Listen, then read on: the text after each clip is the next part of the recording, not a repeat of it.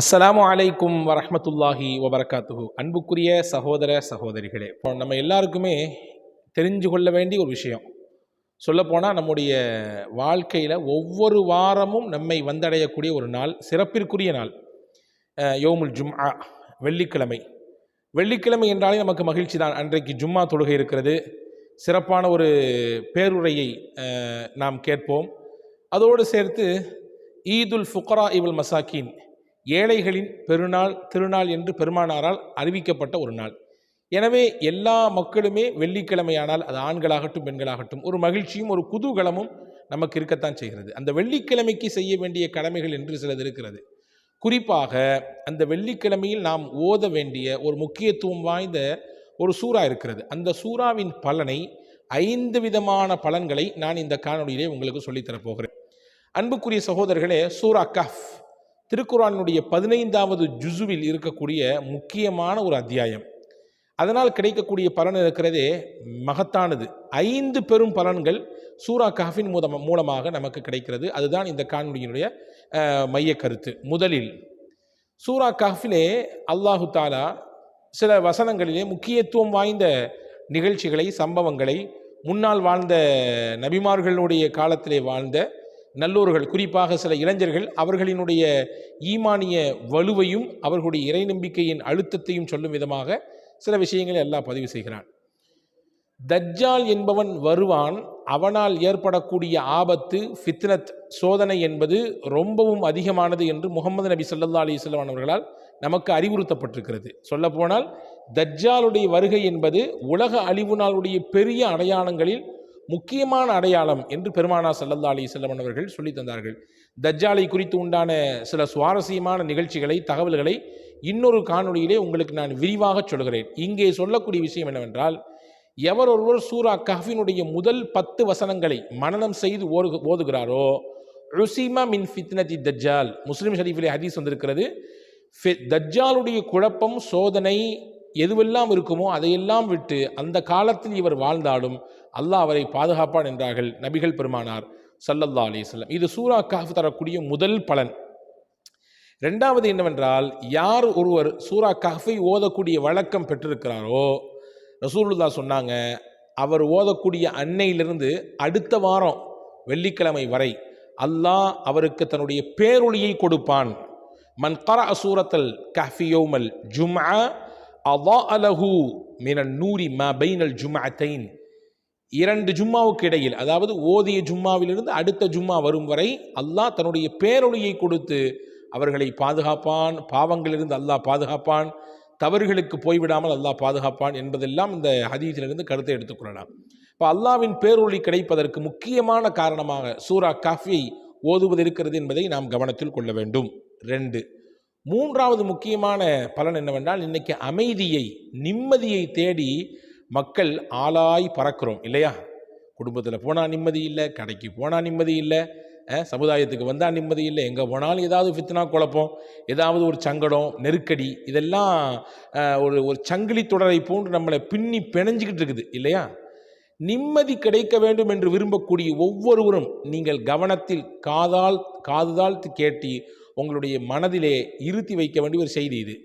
நிம்மதியையும் அமைதியையும் பெற்றுத் தருகிறது சூரா கஹ்ஃப்.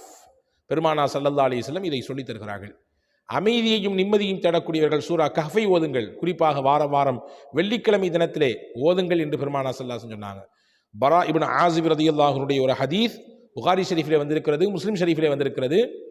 நபி ஸல்லல்லாஹு அலைஹி வஸல்லம் இடத்தில் ஒரு சஹாபி வந்து சொல்கிறார், யா ரசூலல்லாஹ், நேற்று நான் எனக்குரிய வாகனம், குதிரையை பக்கத்திலே கட்டி போட்டுவிட்டு நான் சூரா கஹ்ஃபை ஓதி தொழுது கொண்டிருந்தேன். அப்பொழுது என்னுடைய குதிரை அங்கிட்டும் இங்கிட்டும் மிரளுகிறது.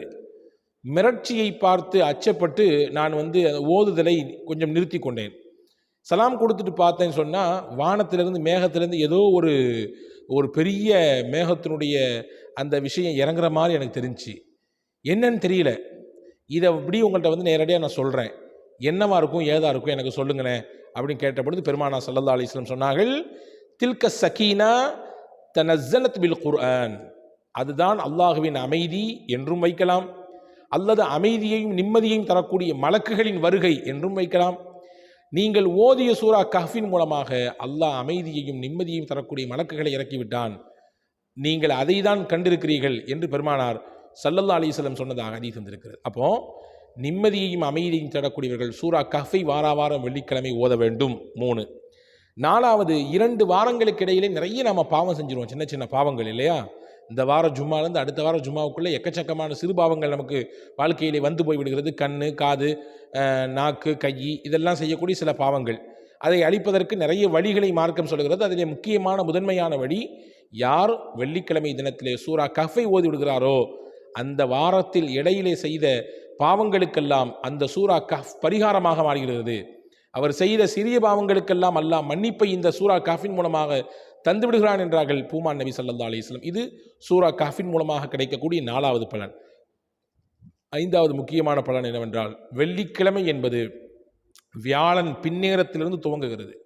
வியாழக்கிழமை பின்னேரத்திலிருந்து துவங்குகிறது. துவங்கி மறுநாள் வெள்ளிக்கிழமையினுடைய மக்ரிப் வரை அந்த வெள்ளிக்கிழமை என்கின்ற நாளை அந்த அடிப்படையில் நாம் குறிக்கிறோம். அப்பொழுது நாம் ஓத துவங்கி மறுநாள் இரவு, அதாவது மாலை பொழுது சாயும் வரை எப்படியாவது ஒரு முறை சூரா கஹ்ஃபை ஓதிவிட வேண்டும். ஏனென்றால் நபிகள் நாயகம் ரசூலுல்லாஹி ஸல்லல்லாஹு அலைஹி வஸல்லம் சொன்னார்கள், வெள்ளிக்கிழமையிலே ஒரு நேரம் இருக்கிறது, அது உங்களுக்கு யாருக்கும் தெரியாது. அந்த நேரத்தில் அல்லாஹ்விடத்திலே கையேந்தி விட்டால், துவா செய்து விட்டால், அந்த துவாவிற்கு மறுப்பே கிடையாது. அல்லாஹ் அதை முழுவதுமாக கொடுத்து விடுவான் என்றார்கள் பெருமானார் ஸல்லல்லாஹு அலைஹி வஸல்லம். அப்போ அந்த நேரத்தை நீங்கள் தேடி நீங்கள் எப்படியாவது என்ன செஞ்சிருங்க, அதை ஓதிருங்க என்பதாக, அதை அந்த நேரத்தில் அல்லாஹ்விடத்தில் துவா செய்துவிடுங்கள் என்பதாக பெருமானார் ஸல்லல்லாஹு அலைஹி வஸல்லம் கற்றுத்தராங்க. அந்த நேரம் எந்த நேரன்றதில் பல்வேறு விதமான கருத்துக்கள் இருக்கலாம். ஹதீஸிலே வந்திருக்கிறது ஜும்மா 2 குத்துபாவுக்கும் இடைப்பட்ட நேரம் என்று வந்திருக்கிறது. சில அறிவிப்புகளிலே வந்திருக்கிறது வெள்ளிக்கிழமை அசர் தொழுகைக்கு பிறகு இருக்கக்கூடிய நேரம் என்று வந்திருக்கிறது. ஆக மொத்தத்தில் ஏதோ ஒரு நேரத்தில் அல்லாஹ்விடத்தில் கேட்கக்கூடிய துவா கபூலியத்தாகிறது. அந்த கபூலியத்தை பெற்றுத்தரக்கூடிய அந்த நேரத்தில் நாம் தேடி இந்த சூறாவையும் ஓதிவிடுமையானால், இந்த சூரா கஹ்ஃபையும் ஓதிவிடுமையானால் அல்லாஹ்விடத்தில் இரட்டிப்பான கூலியை பெறுவதற்கும் மிகப்பெரிய வழியாக இருக்கும் என்பதை நாம் இங்கே கவனத்தில் கொள்ள வேண்டும். ஆக வெள்ளிக்கிழமை பின்னேரத்திலிருந்து மக்ரீப் தொழுவதற்கு பின்னாடியிலிருந்து மறுநாள் வெள்ளிக்கிழமை, அதாவது வியாழக்கிழமை மக்ரீப் தொழுவதிலிருந்து வெள்ளிக்கிழமை மக்ரீபுக்குள்ளாக நாம் சூரா கஹ்ஃபை ஓதுகிற பொழுது ஓதிய பலனும் கிடைத்துவிடும். ஒரு கல்லில் 2 மாங்கா. அதே போன்று அந்த நாளில் இருக்கக்கூடிய ஒரு குறிப்பிட்ட நேரத்தில், அந்த நேரத்தில் கேட்கக்கூடிய துவாவையும் நம்மால் அடைந்து கொள்வதற்கு முயற்சிக்க முடியும். வல்ல அல்லாஹ் இந்த 5 மிகச்சிறந்த பலனையும் இந்த சூரா கஹ்ஃபின் மூலமாக நம் வாழ்க்கையில் பெறுவதற்கு வல்ல அல்லாஹ் உங்களுக்கும் எனக்கும் எல்லா மக்களுக்கும் வாய்ப்பை தரட்டும். வஸ்ஸலாம். அஸ்ஸலாமு அலைக்கும்.